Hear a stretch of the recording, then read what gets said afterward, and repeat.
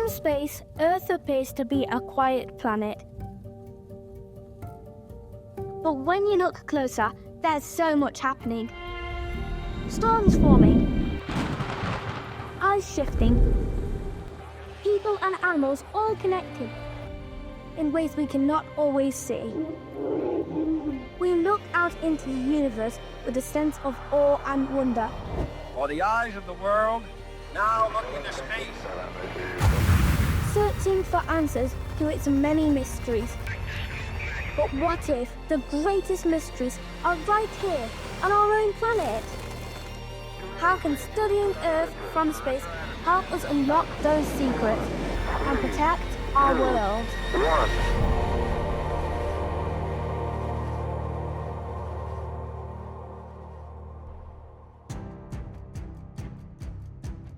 Hi, I'm Aneeshwar. I'm a young science explorer and the Kennedy Center's Youth Ambassador for the Arts and Environment.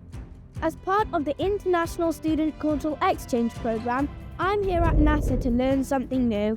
How can studying space help us take better care of our planet? I've made videos about protecting wildlife and I've visited some amazing places to see how we can help the planet. But today, I'm excited to explore what scientists here are doing. Let's find out.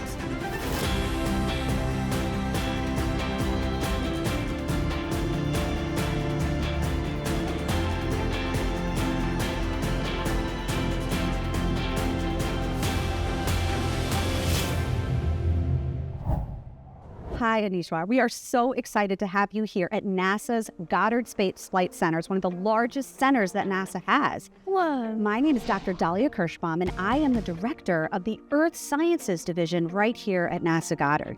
So, how does NASA help protect life on Earth? You know what? It's so interesting. In our division, we have missions like the Global Precipitation Measurement Mission that measures rain, or ICESat-2 that measures the height of ice and trees. And we're also building tons of models that help us connect all of the systems together and understand how our world works. We do that with all of these different satellites that orbit around Earth, using different instruments, different technology to help us understand what's happening in our atmosphere, on the surface, even underneath the surface of our Earth. So we know that our climate is changing, and we're going to, in some areas, have more extreme rain and areas where we have more extreme drought. When you pull it all together, it can help us understand where we might have disease outbreaks or humans, and where animals may be affected, where their habitat, right, where they live, may be affected by drought. And we see migration or movement of animals and of people as a result of all of this extreme rain on one side or the other. And so that is really important information for people on the ground, helping to protect animals and helping to protect humans. Thank you so much. Absolutely. Learning how NASA tracks rain and storms from space was just the beginning. Now I want to find out how NASA uses that information to predict disasters like floods. So I visited Dr. George Huffman, NASA's lead scientist for storms and rainfall, to learn more.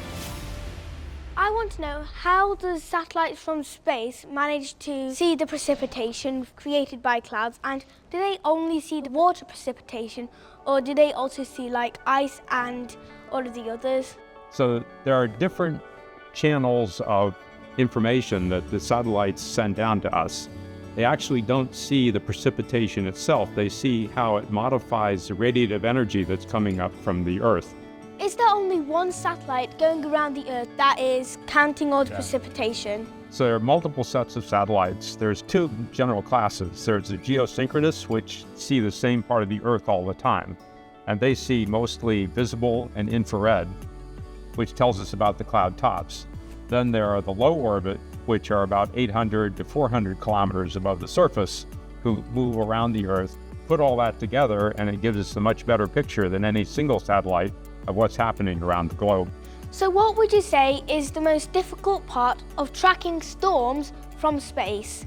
I would say the biggest problem is taking the different parts of the storm that we see with the different satellites, which give us different kinds of information, and putting it all together into a consistent picture. We're not just interested in what's happening today. We also want to know what happened in the last 20 or 30 years. And there were different satellites at different times. And so we have to figure out how each of those satellites can be used the best to give us conditions that happened then and moving forward to the present. That was amazing! NASA has so many satellites, and they don't just study space, they can actually help predict natural disasters here on Earth. Now I'm excited to learn how NASA measures changes in ice and sea levels to understand climate change. I visited Brian Campbell, NASA's expert, to learn more. How can learning about the ice sheets, the Arctic and the Antarctic affect wildlife and humans? That's a great question. One of the missions I work on is called ICESat-2, Ice Climate Land Elevation Satellite 2. So ICESat-2 is focused on the polar regions, but it's also focused on anything that has height or elevation on Earth. How does ICESat-2 use lasers? So we're doing what's called photon counting, because every time you fire a laser, it releases about 300 trillion photons. And those photons, their objective is to leave the satellite, travel at the speed of light to the planet, bounce off of objects on Earth like the ice and snow and trees, buildings, bodies of water, the ocean, and then come back to the satellite. And when we do that, we compare how long it took that laser pulse to make that trip down to the Earth and back again from the satellite. We're able to see actual changes in the ice down to 2 centimeters. So if the ice melts or grows by 2 centimeters, the satellite can detect that. All of these measurements fit together perfectly to form that better understanding of climate change on our planet. Learning about the changes in ice and sea levels gave me a new perspective on climate change, but I still had more questions. How does NASA's work affect everyday life? That's when I went to see Dorian Janney, NASA's science and education specialist. So I want to know, how can NASA's work affect us in our day-to-day lives? That is a really, really good question. I brought an activity that you can do to help you learn a little bit about how we do that. There is a kind of animal that is the world's most dangerous animal. Any idea what that might be? The mosquito. Dude, you are so right on. It is indeed the mosquito. Now, in this area of Peru, and I'll show you there on the map, they have a lot of problems with people getting mosquito-transmitted disease. So they know that whenever it rains a lot, that water sits on the ground and the mosquitoes are coming along and they are laying their eggs in that water. So here, how much precipitation falls in this area in January? 1, 2, and 3. How about in February? 1, 2, and 3. Muy bien. And in March? It's 1, 2, 3, and 4. How many total inches of precipitation fall in this area in Peru? 75. Is that crazy? So the impact of precipitation and knowing how much and where it's falling helps us know how to predict and monitor and even respond to vector-borne mosquito-transmitted diseases.